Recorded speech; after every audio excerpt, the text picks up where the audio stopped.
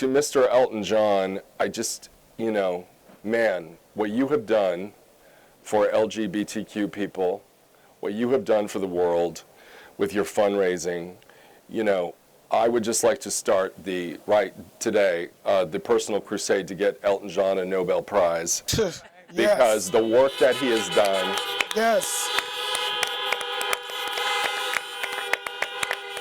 The lives that he has changed. I mean, a little story that I've always wanted to tell Elton this. I never have told him. When I was, I think, 7 years old, I grew up with a father who was 6'5" and a big burly guy, and I was a little gay kid, and we never really connected. And we were driving in the car, and Philadelphia Freedom came on the radio, and I was like, you know what? I'm just going to be me. And I performed the shit out of Philadelphia Freedom in the front seat of that car.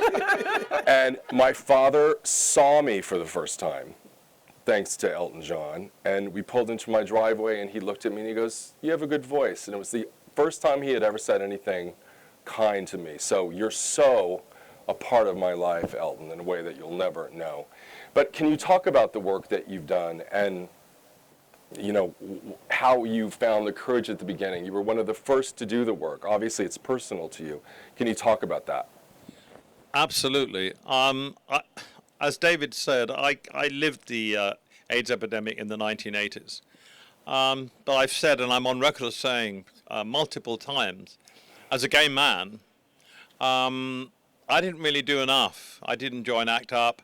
I did a record with Stevie Wonder, Gladys Knight, and Dionne Warwick. I did Elizabeth Taylor benefits. I did benefits, but I didn't do enough.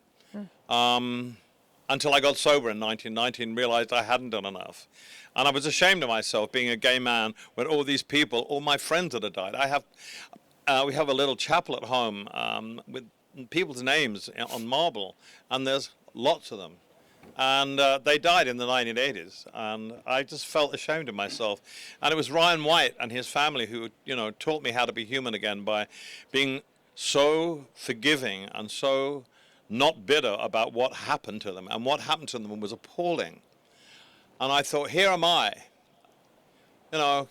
affluent, young, still fairly young anyway, gay man, complains about everything. Complains about the wallpaper in the hotel suite, complains about the interior of the car I'm being picked up in. And I just thought, you know what?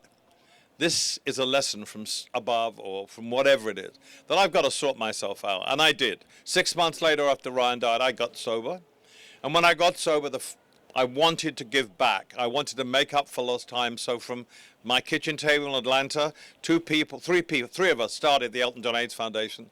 And it was very small, and it still is a very small organization because I didn't want to waste any money. But I was determined to give back as much as I could. We started off with direct care, delivering meals in Atlanta to people who wouldn't open their front doors because they were ashamed to be seen because they had Kaposi's.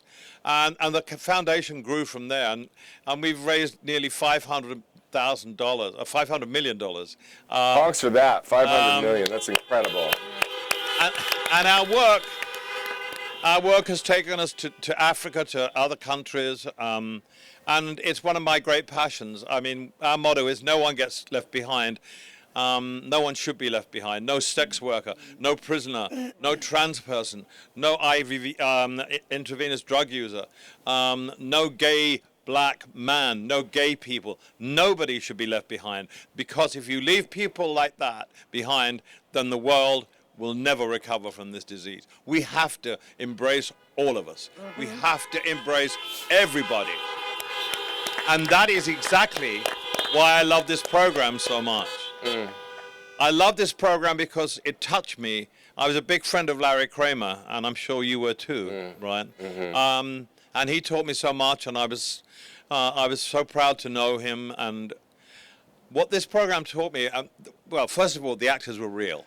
I mean, I think I watch a lot of television, and there are so many great programs on television and so many well-written series. It's preposterous.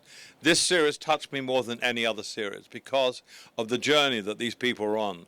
I mean, I am Electra. I am totally Electra. You're going to have to fight with Ryan on that one. You're going to have to fight him on that one. I say the same thing. I am the House of Abundance, and you can't fucking win that one. That is true.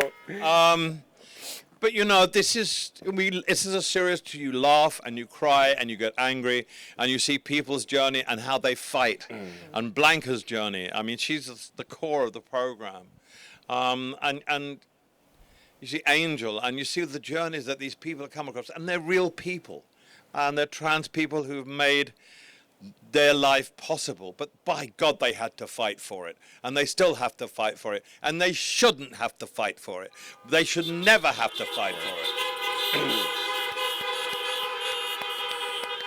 And I will always, with David and the foundation, stand behind these people and say, we love you, we're with you, you won't get left behind while I'm alive, because I cannot tolerate the sort of attitude that these people have to endure for most of their lives. It makes me crazy, crazy, okay?